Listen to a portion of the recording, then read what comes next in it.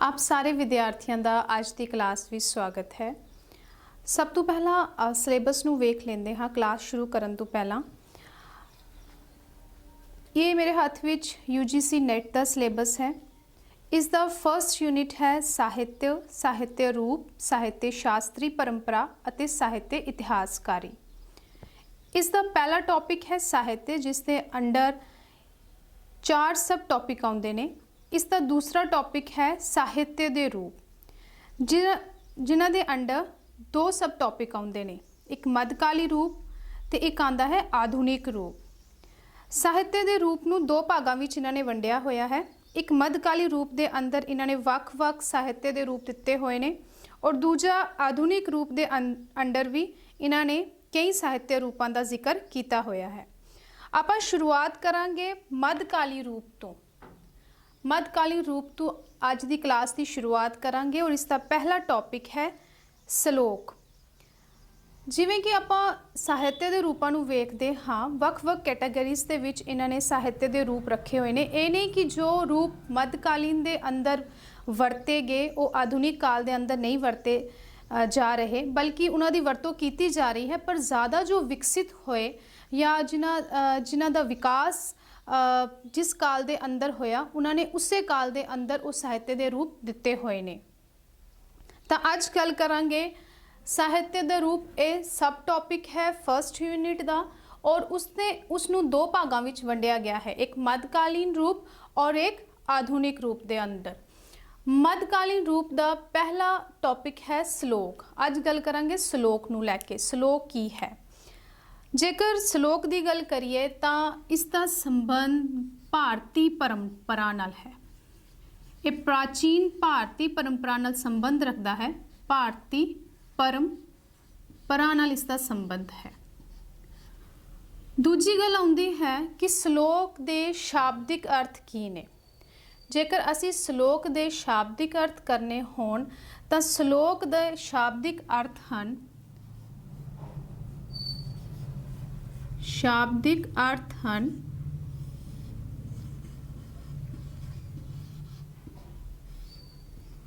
आवाज़,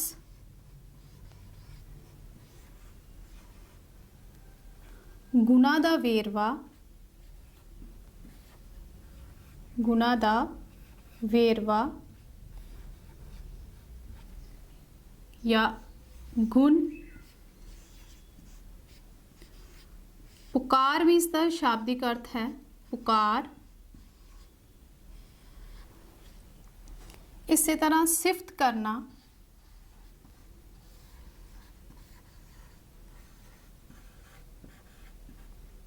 सिफत करना, किसी दी वडियाई करना। असीं इसनूं वडियाई करना भी लिख सकते हाँ, किसी दी वडियाई करना, वडियाई करना। या कह लिए एक गुणकारी बयान, गुणकारी बयान जिस दे विच किसी दे गुणा दा जिक्र कीता होवे। ये सारे इसके शाब्दिक अर्थ ने कि सलोक दा शाब्दिक अर्थ की ने आवाज़, गुणा दा वेरवा जिस दे विच किसी दी गुणा दी गल कीती जावे। गुण नूं भी कहा जाता है सलोक। पुकार, सिफत करना, सिफत करना, वडियाई करना और एक गुणकारी बयान जिस विच किसी दे गुणा दा बयान किया जाता है। सलोक जो रचना है ये भारतीय परंपरा नाल संबंध रखती है। भावें इसनूं मध्यकाल के अंदर इन्होंने कैटेगराइज किया गया, मध्यकाल के अंदर इन्होंने रखा सलोक जो है वो विकसित मध्यकाल के अंदर होया। पर जब असी वख-वख स्रोतां नूं पढ़ते हाँ तो सलोक जो है उसकी वरतों वैदिक काल तो ही शुरू हुई मन्नी जाती है। जो सलोक है इसनूं वैदिक काल तो ही इसकी वरतों मन्नी गई है कि वैदिक काल तो ही वरतों विच लिआंदा जा रहा है।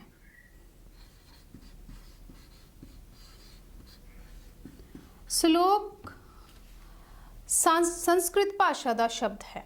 ਜੇਕਰ ਅਸੀਂ ਇਸ ਦੀ ਗੱਲ ਕਰੀਏ ਕਿ ਇਹ ਕਿਸ ਭਾਸ਼ਾ ਤੋਂ ਲਿਆ ਗਿਆ ਹੈ ਜਾਂ ਕਿਸ ਭਾਸ਼ਾ ਦਾ ਸ਼ਬਦ ਹੈ, ਤਾਂ ਇਹ ਸੰਸਕ੍ਰਿਤ ਭਾਸ਼ਾ ਦਾ ਸ਼ਬਦ ਹੈ। ਕਿਉਂਕਿ ਵੈਦਿਕ ਕਾਲ ਦੀ ਆਪਾਂ ਗੱਲ ਕਰ ਰਹੇ ਹਾਂ ਤਾਂ ਵੈਦਿਕ ਕਾਲ ਦੇ ਵਿੱਚ ਸੰਸਕ੍ਰਿਤ ਭਾਸ਼ਾ ਜੋ ਹੈ ਕਾਫੀ ਵਿਕਸਿਤ ਰਹੀ ਹੈ।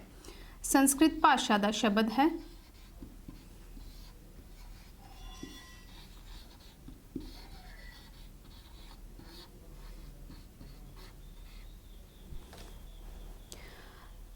ਸੰਸਕ੍ਰਿਤ ਤੋਂ ਸ਼ਲੋਕ ਸ਼ਬਦ ਦੀ ਉਤਪਤੀ ਹੋਈ। ਹੁਣ ਸੰਸਕ੍ਰਿਤ ਭਾਸ਼ਾ ਦੇ ਅੰਦਰ ਹੀ ਅਗਰ ਇਸ ਦੀ ਪਰਿਭਾਸ਼ਾ ਦੀ ਗੱਲ ਕੀਤੀ ਜਾਵੇ ਤਾਂ ਸੰਸਕ੍ਰਿਤ ਦੇ ਅੰਦਰ ਕੋਈ ਵੀ ਜਾਂ ਸੰਸਕ੍ਰਿਤ ਦੇ ਵਿੱਚ ਜੋ 2 ਸਤਰਾਂ ਦੀ ਰਚਨਾ ਹੈ, ਸੰਸਕ੍ਰਿਤ ਦੇ ਵਿੱਚ 2 ਸਤਰਾਂ ਦੀ ਰਚਨਾ ਨੂੰ ਸ਼ਲੋਕ ਕਿਹਾ ਗਿਆ ਹੈ। ਸੰਸਕ੍ਰਿਤ ਅੰਦਰ 2 ਸਤਰਾਂ मतलब कि 2 ਲਾਈਨਾਂ ਦੀ ਰਚਨਾ ਨੂੰ, ਸੰਸਕ੍ਰਿਤ ਅੰਦਰ 2 ਸਤਰਾਂ ਦੀ ਰਚਨਾ ਨੂੰ ਸ਼ਲੋਕ ਕਿਹਾ ਗਿਆ ਹੈ।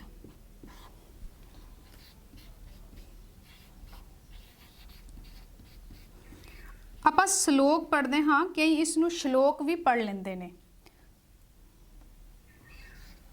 ਕਨਫਿਊਜ਼ ਨਹੀਂ ਹੋਣਾ, ਸ਼ਲੋਕ ਔਰ ਸ਼ਲੋਕ ਇਹ ਸਿਰਫ ਬੋਲਣ ਵਿੱਚ ਡਿਫਰੈਂਸ ਹੈ ਇੱਕੋ ਹੀ ਚੀਜ਼।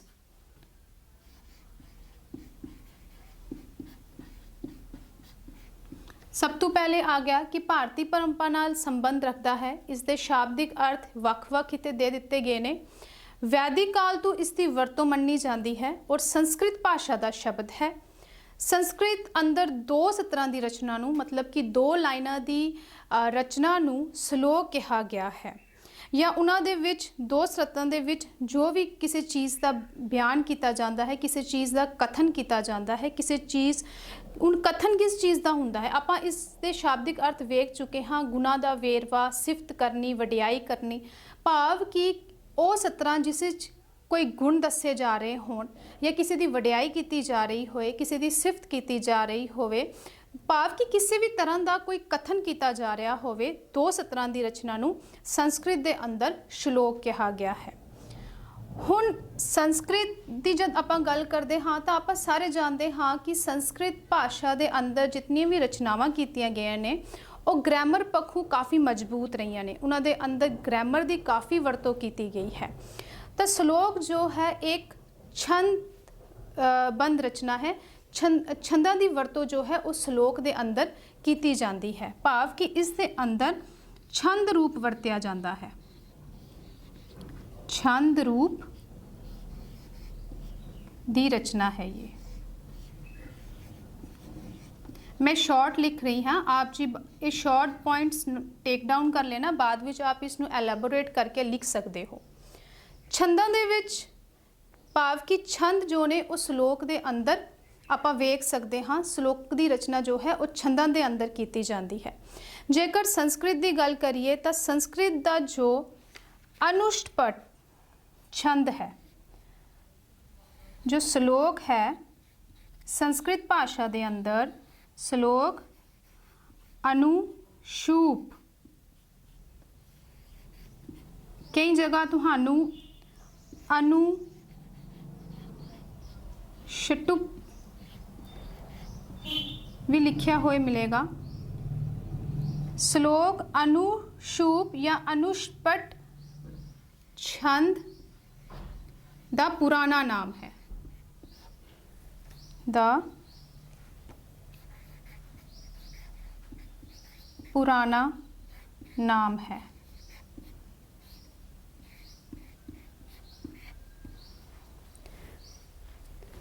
श्लोक नू पहला अनुशूप छंद भी कहा जाता सी। कई बार एक क्वेश्चन पेपर विच आ जाता है कि अनुशूप छंद किस रचना का पुराना नाम है, तो आपां कन्फ्यूज़ नहीं होना, उत्थे उसका आंसर होवेगा श्लोक। श्लोक जो है वो अनुशूप छंद का पुराना नाम है और जो संस्कृत के अंदर यूज़ किया जाता सी। जेकर असी छंदां की गल करिए, क्योंकि आपां गल कर रहे हाँ कि श्लोक जो है वो छंदबंद रचना है, छंदां की वरतों श्लोक के अंदर की जाती है, ਤਾਂ ਜਦ ਛੰਦ ਦੀ ਗੱਲ ਆਉਂਦੀ ਹੈ, ਛੰਦ ਨੂੰ ਸਮਝਣਾ ਜ਼ਰੂਰੀ ਹੈ। ਮੈਂ ਭਾਵੇਂ ਤਾਂ ਇੱਥੇ ਪੂਰਾ ਸਬਜੈਕਟ ਛੰਦ ਨੂੰ ਲੈ ਕੇ ਨਹੀਂ ਡਿਸਕਸ ਕਰਾਂਗੀ, ਕੁਝ ਕੁ ਪੁਆਇੰਟਸ ਆਪਾਂ ਵਿਚਾਰ ਲਈਏ ਕਿ ਛੰਦ ਕੀ ਹੁੰਦਾ ਹੈ। ਜੇਕਰ ਛੰਦ ਦੀ ਗੱਲ ਕੀਤੀ ਜਾਵੇ,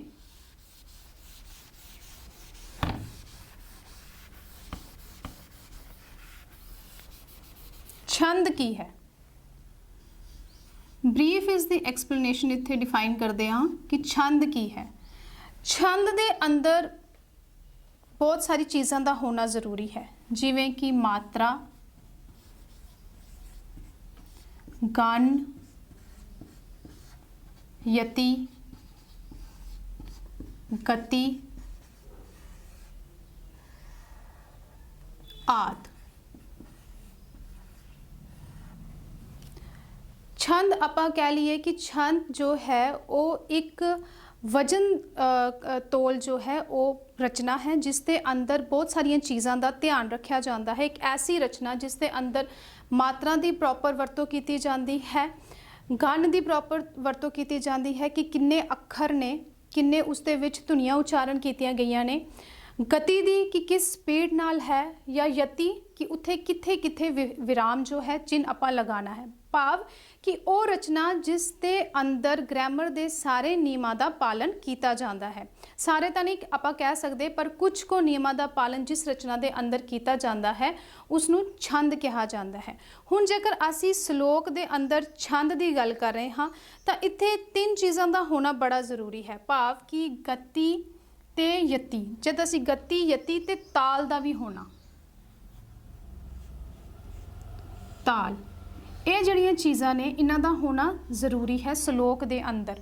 हुण आपां इन्हां तिन्नां चीज़ां नूं विचार लेंदे हैं कि मात्रा सानूं पता है कि मात्रा की हुंदी है, गण तो भाव गिनती की है, शब्द जो वर्ण उत्थे दिते गए ने या व्यंजन उत्थे दिते गए ने उन्हां दी गिनती कितनी है। तो ये जड़ियाँ 3 चीज़ां ने इन्हां दा होना भी श्लोक दे अंदर जरूरी है, क्योंकि श्लोक जो है वो एक छंदबंद रचना है। हुण यति की है, मैं सारे टॉपिक नू डिस्कस नहीं कर रही, जो चीज़ां समझण वालियां ने 2-3 चीज़ां में इत्थे इन्हां नू एक्सप्लेन करके मैं अगे श्लोक टॉपिक नू कवर करना है।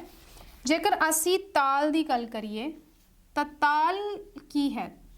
ताल है कि जब भी एक छोटे जे अंतराल के बाद जब किसी चीज़ दे विच कोई नवी चीज़ उत्पन्न होवे, भाव कि अगर आप कह सकते हाँ कि एक अंतराल के बाद कोई चीज़ वापरे, वो हुंदी है ताल। उसके बाद है गति, गति हुंदी है स्पीड। ताल नूं आपां इंग्लिश विच रिदम भी कह दिंदे हाँ, गति हुंदी है स्पीड। स्पीड नूं आपां टैंपो भी आख दिंदे हाँ। ये छंद दे गुण ने कि छंद दे अंदर की चीज़ों का होना जरूरी है। ताल, रिदम, गति, स्पीड जिसनों टैंपो भी कहा जाता है, और उसके बाद यति, यति तो भाव रोक या रुकावट।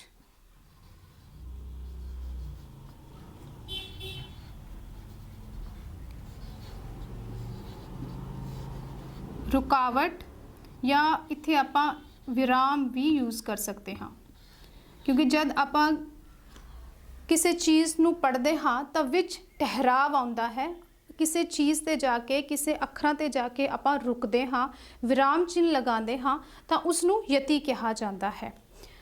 ये सारिया चीज़ां श्लोक दे अंदर होनियां जरूरी ने। श्लोक एक छंदबंद रचना है।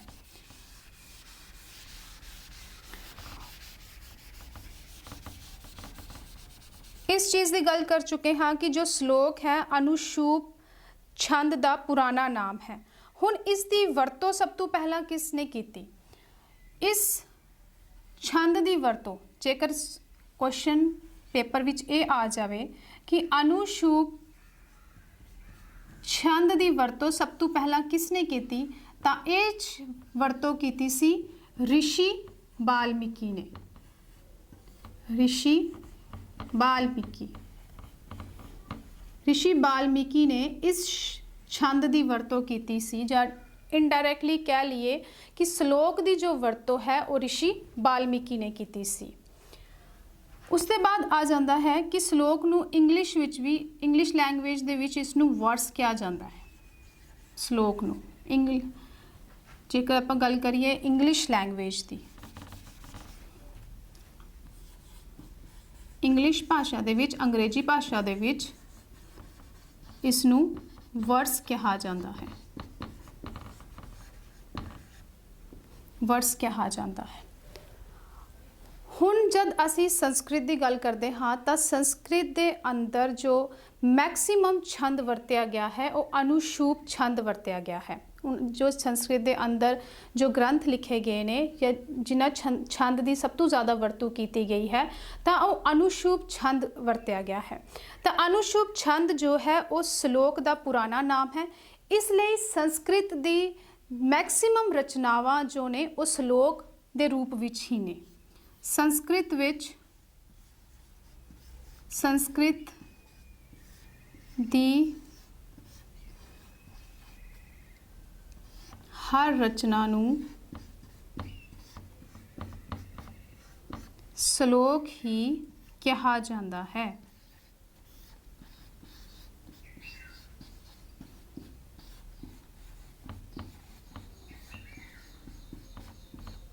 ਕਿਹਾ ਜਾਂਦਾ ਹੈ।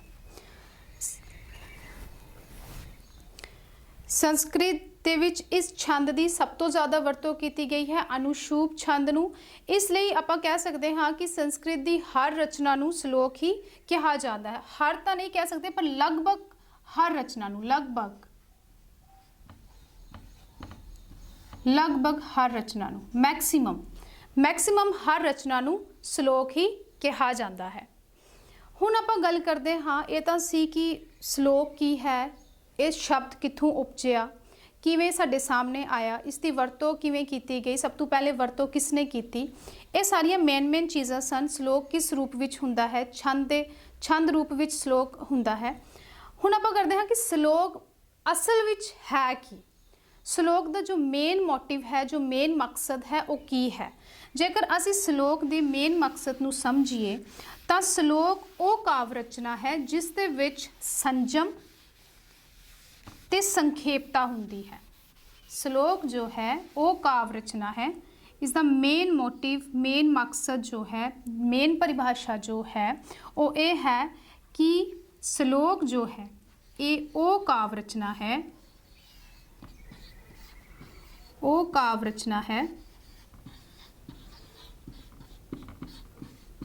ਜਿਸ ਵਿੱਚ ਦੋ ਚੀਜ਼ਾਂ ਹੋਣੀਆਂ ਬਹੁਤ ਜ਼ਰੂਰੀ ਨੇ, ਜਿਸ ਵਿੱਚ ਇੱਕ ਤਾਂ ਸੰਖੇਪਤਾ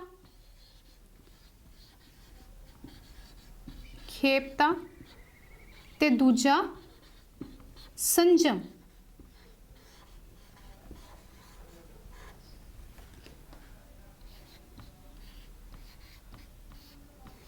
ਇਹ ਦੋ ਚੀਜ਼ਾਂ ਹੋਣੀਆਂ ਸ਼ਲੋਕ ਦੇ ਅੰਦਰ ਬਹੁਤ ਜ਼ਰੂਰੀ ਨੇ। ਸ਼ਲੋਕ ਦੀ ਪਰਿਭਾਸ਼ਾ ਨੂੰ ਡਿਫਾਈਨ ਕਰਦੀਆਂ ਨੇ ਕਿ ਸ਼ਲੋਕ ਕੀ ਹੈ।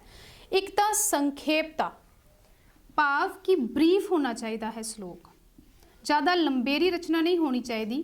जिमें कि आप पहले भी गल कर चुके हाँ कि संस्कृत दे जो भी कोई भी दो सतरां की रचना है उसनों श्लोक कहा गया। तो दो सतरां की रचना भाव की ब्रीफ रचना है, बिल्कुल छोटी रचना है। एक तो इस विच संखेपता होनी चाहिए है और दूजा जो पॉइंट है कि इस विच संजम होना चाहिए है। हुण संजम की हुंदा है, जेकर आप संजम की गल करिए, हर एक चीज़ नूं बड़ी बारीकी नाल समझना जरूरी है, क्योंकि जब तक असी किसी भी चीज़ नूं, किसी भी कॉन्सैप्ट नूं बारीकी नाल नहीं समझते तो वो साडे दिमाग अंदर नहीं बैठता। तो इसलिए हर एक वर्ड नूं समझना जरूरी है। संजम की है, संजम नूं आपां अंग्रेजी विच आख दिंदे हां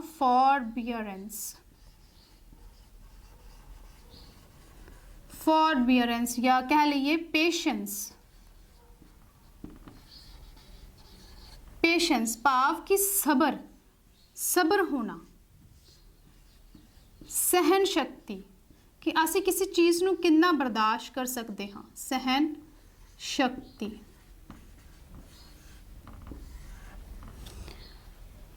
संजम का मतलब है फॉरबीयरेंस, पेशेंस भाव कि साडे अंदर कितना सबर है, असी किसी चीज़ नूं कितनी गहराई नाल या कितने सबर नाल सुनते हाँ या वेखते हाँ। दूजा कि सहन शक्ति साडे अंदर कितनी सहन शक्ति है किसी दी, जिवें कि इसनूं आम एक एग्जाम्पल के रूप में लै लीए कि जेकर साडे नाल कोई भी सानू माड़ा कहता है तो असी कई बार जल्दी ही उत्थे रिस्पॉन्स कर लेंदे हाँ, तो कई बार असी संजम वरतते हाँ, पेशेंस वरतते हाँ, उस चीज़ नूं इग्नोर कर लेंदे हाँ। तो सलोक दे अंदर दो चीज़ों का होना बहुत ज़रूरी है जिन्होंने वेख के पता लगता है ये रचना जो है वो सलोक है। सब तो पहला कि वो बरीफ होना चाहिए, जिवें आपां पहले भी गल कर चुके हाँ कि संस्कृत दी 2 सतरां दी रचना नूं सलोक कहा गया है, जिसके अंदर किसी चीज़ नूं कथित किया जाता है, किसी चीज़ नूं बयान किया जाता है। दूजा संजम, पेशेंस होनी बहुत ज़रूरी है। इसके अंदर पेशेंस की भावना नूं दर्शाना, मतलब जो कवि है वो इस रचना के अंदर पेशेंस की भावना नूं दर्शाउंदा है। तो ये दो चीज़ां जो ने उस सलोक के अंदर सानू दिखाई देंदियां ने और इन्हां तो ही पता चलता है कि ये रचना जो है वो सलोक है। हुण इसनूं समझण लई एक मिसाल ले लेंदे हाँ। उदाहरण लेना भी बहुत ज़रूरी है क्योंकि उदाहरण तो बिना कई चीज़ां समझ नहीं आउंदियां ने। तो एक छोटी जी मिसाल लेके, एक उदाहरण लेके इस चीज़ नूं समझण दा यतन करदे हाँ। भगत कबीर जी का एक सलोक है जिस विच वो फरमाउंदे ने, फरीदा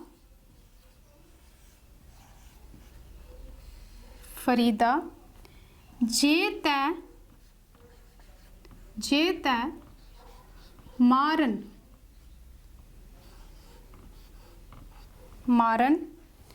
मुकियां, जे तै मारन मुकियां तिना न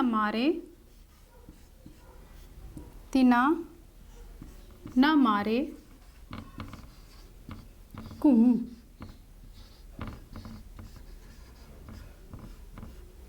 आप नड़ै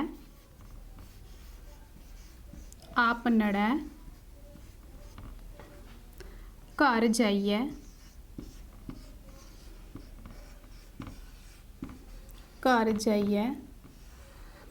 आप नड़ै घर जाइए पैर तिना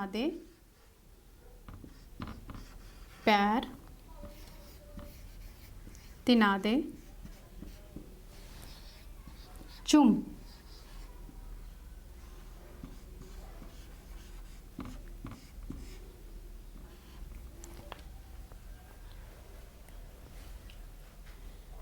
ये भगत फरीद जी का कथन है जिस विच जो कि सलोक रूप दे विच है। भगत फरीद जी का जो सलोक रूप दे विच है। हुण जेकर असी इस कथन की डूंघाई नूं समझीए तो इस दे विच भगत फरीद जी की आख रहे ने, ये भगत फरीद जी का सलोक है। इस विच वो कह रहे ने कि सानू किसी भी हिंसा का जो जवाब है वो हिंसा दे नाल नहीं देना चाहिए, बल्कि अहिंसा का मार्ग जो है वो अपनाना चाहिए है। हुण ये बहुत ही छोटी रचना है, 2 सतरां दी रचना है। सब तो पहला कि ब्रीफ होना चाहिए है सलोक, ये इस दे विचों देखण नाल ही क्लीयर हो रहा है कि ये 2 सतरां दी रचना है। दूजा संजम, कि सलोक दे अंदर सदाचारी गुण का होना बहुत ज़रूरी है। सदाचारी गुण की है इत्थे? पेशेंस, भाव कि पेशेंस नूं दर्शाउणा सलोक दे अंदर बहुत ज़रूरी है। तो इत्थे फरीद जी ने की कहा है, फरीद जी आखदे ने कि हिंसा का जवाब जो है वो हिंसा नाल नहीं देना चाहिए। जवाब जो है वो हिंसा नाल नहीं देना चाहिए, बल्कि हिंसा का जवाब अहिंसा नाल देना चाहिए है। अहिंसा नाल। उन अहिंसा की है? अहिंसा का मार्ग वही इंसान अपना सकता है जिसके अंदर संजम है, जिसके अंदर पेशेंस है, क्योंकि अहिंसा का मार्ग अपना ली तुहाडे अंदर सबर होना बहुत ज़रूरी है। तो इत्थे जो भगत फरीद जी ने वो अहिंसा के मार्ग को अपनाने कह रहे हैं, भाव कि वो संजम का उपदेश जो है वो मनुखता नूं दे रहे हैं। तो इत्थों क्लीयर है कि ये जो रचना है ये रचना सलोक है। उम्मीद है कि सारिਆਂ ਨੂੰ इत्थे तक समझ आ गया होवेगा कि सलोक की है, कित्थों ये उपजिया और इसके अंदर किहड़ियां-किहड़ियां चीज़ों का होना ज़रूरी है।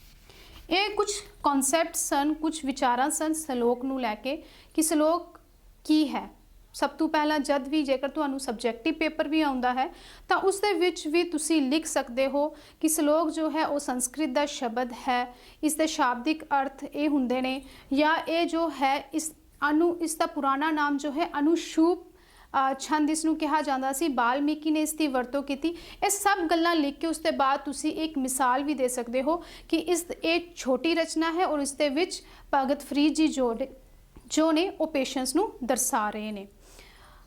हुण अगली गल करांगे, श्लोक तो बाद साडे कोल दूजा जो रूप है, मध्यकालीन रूप है, वो इत्थे शब्द है। शब्द की है क्योंकि दोनों आपस विच मिलते हैं, इसलिए मैं दोनों जो कॉन्सैप्ट ने वो इकट्ठे ही ले ने। श्लोक के बारे गल कर चुके हैं। उन अगला साहित्य रूप है शब्द। इन्होंने दोनों को इकट्ठा इसलिए लिया क्योंकि ये दोनों आपस विच मिलते हैं। हुण शब्द की जेकर असी गल करिए तो शब्द भी जो है वो भारतीय परंपरा नाल संबंध रखता है, भारतीय परंपरा नाल संबंध रखता है।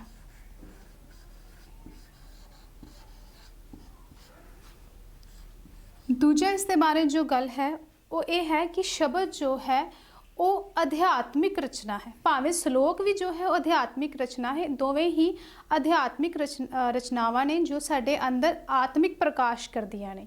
शब्द जो है एक आध्यात्मिक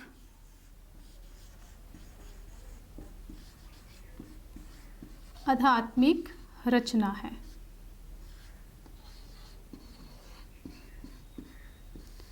जेकर शब्द के शाब्दिक अर्थां की गल करिए, आपां शब्द की गल कर रहे हाँ, शब्द की जेकर इसके शाब्दिक अर्थां की गल करिए तो शब्द के भी शाब्दिक अर्थ जो ने वो आवाज़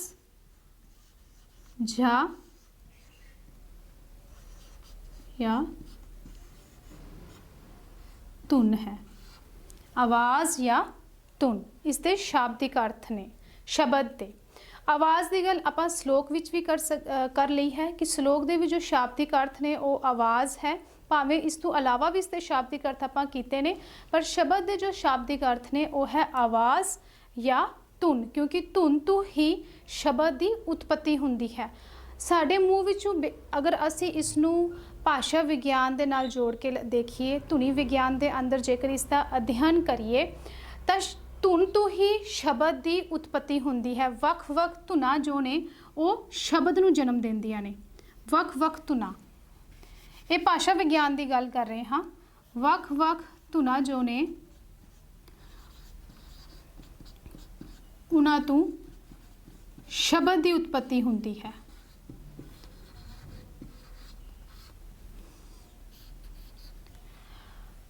शब्द आध्यात्मिक रचना है, इसके शाब्दिक अर्थ आवाज़ या धुन है। हुण इसके बाद गल करते हाँ कि ये मध्यकाल के अंदर विकसित हुई, ये मध्यकाल के अंदर विकसित हुई रचना है। अंदर विकसित हुई मध्यकाल के अंदर जेकर गुरबानी की गल करिए तो गुरबानी के अंदर इस रचना की काफ़ी वरतों मिलती है। भगत कवियां ने भी इस रचना की वरतों की, गुरु साहिबान ने भी शब्द जो ने वो रचे ने, तो गुरबानी के अंदर शब्दों की वरतों जो है वो काफ़ी मिलती है। उसके बाद जेकर असी इसकी परिभाषा नू वेखिए एज कंपेयर टू श्लोक, तो ये श्लोक कोलों लंबेरी रचना है। श्लोक जो सी वो दो सतरां की रचना सी, ब्रीफ रचना सी। शब्द जो है वो श्लोक नालों लंबेरी रचना है, भाव कि ये लंबेरी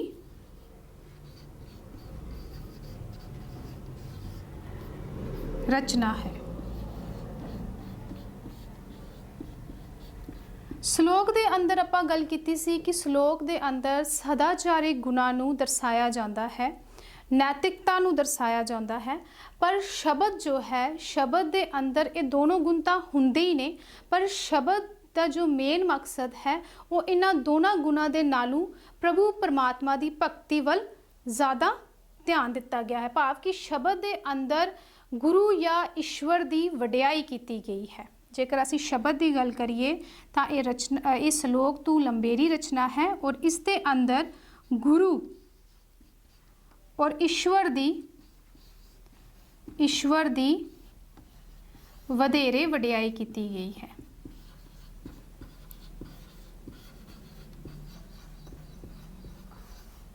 ਵਡਿਆਈ ਕੀਤੀ ਗਈ ਹੈ। ਭਾਵੇਂ ਇਸ ਦੇ ਅੰਦਰ ਸ਼ਲੋਕ ਦੇ ਜੋ ਗੁਣ ਨੇ ਉਹ ਵੀ ਇਸ ਰਚਨਾ ਦੇ ਅੰਦਰ ਦਿਖਾਈ ਦਿੰਦੇ ਨੇ, ਕਿਉਂਕਿ ਜਿੱਥੇ ਈਸ਼ਵਰ ਦੀ ਵਡਿਆਈ ਹੈ, ਗੁਰੂ ਦੀ ਵਡਿਆਈ ਹੈ, ਤਾਂ ਉੱਥੇ ਨੈਤਿਕ ਗੁਣ ਜਾਂ ਸਦਾਚਾਰੀ ਗੁਣਾਂ ਦੀ ਜਦ ਅਸੀਂ ਗੱਲ ਕਰਦੇ ਹਾਂ ਤਾਂ ਉਹ ਸਾਰੇ ਹੀ ਸਾਨੂੰ ਵੇਖਣ ਨੂੰ ਮਿਲਦੇ ਨੇ, ਕਿਉਂਕਿ ਜਦ ਅਧਿਆਤਮਿਕਤਾ ਦੀ ਗੱਲ ਆ ਗਈ ਤਾਂ ਉਸ ਦੇ ਅੰਦਰ ਜੋ ਚੰਗੇ ਗੁਣ ਨੇ ਉਹ ਆਪਣੇ ਆਪ ਸ਼ਾਮਿਲ ਹੋ ਜਾਂਦੇ ਨੇ। ਤਾਂ ਸ਼ਬਦ ਜੋ ਹੈ ਉਸ ਦੇ ਅੰਦਰ ਗੁਰੂ ਔਰ ਈਸ਼ਵਰ ਦੀ ਵਧੇਰੇ ਵਡਿਆਈ ਕੀਤੀ ਜਾਂਦੀ ਹੈ। ਮਿਸਾਲ ਵਜੋਂ ਜੇਕਰ ਅਸੀਂ ਸ਼ਬਦ ਦੀ ਐਗਜ਼ਾਮਪਲ ਲਈਏ, ਭਗਤ ਫਰੀਦ ਜੀ ਦਾ ਹੀ ਉਦਾਹਰਨ ਲੈ ਲੈਂਦੇ ਹਾਂ ਜੋ ਉਹਨਾਂ ਨੇ ਰਚਨਾ ਕੀਤੀ ਸ਼ਬਦ ਰੂਪ ਦੇ ਅੰਦਰ। ਭਗਤ ਫਰੀਦ ਜੀ ਦਾ ਸ਼ਬਦ ਹੈ, ਦਿਲੋਂ ਮੁਹੱਬਤ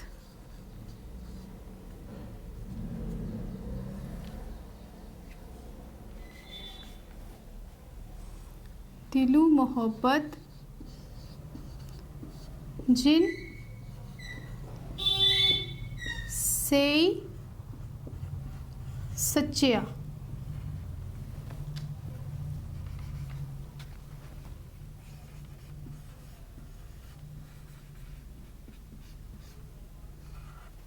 दिलों मोहब्बत जिन से सच्चिया, जिन मन होर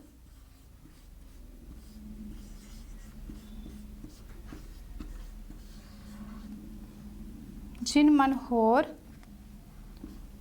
मुख होर से काडे कचिया।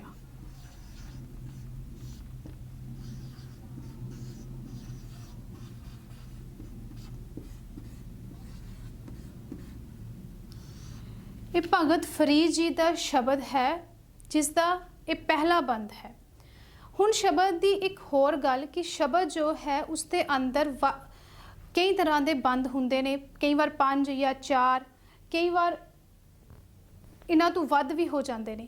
शब्द जो है वो बंद रूप के अंदर लिखा जाता है और शब्द के अंदर जो है वो एक बंद जो है वो रहाव का बंद होंदा है जो कि पूरे शब्द के भाव नूं स्पष्ट करता है।